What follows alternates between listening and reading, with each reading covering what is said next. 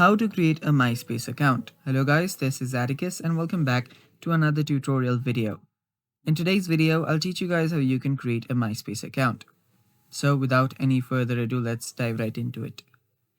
The first step here is open up your web browser and search for MySpace.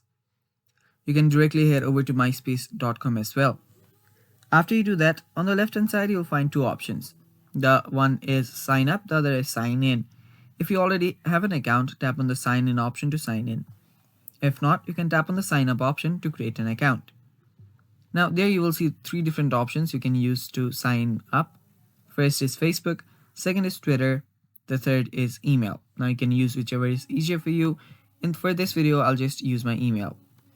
So here type in your full name, select your gender, type in your username. You can type in your username, make sure that it's available, and create a password.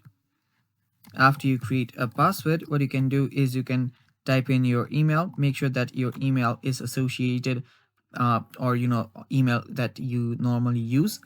Now you can just type in your date of birth, and after you type in your date of birth, you can just head over to the zip code and then just go through the captcha. After you go through the captcha, you can just tap on this I acknowledge that I have read and accepted the terms and conditions.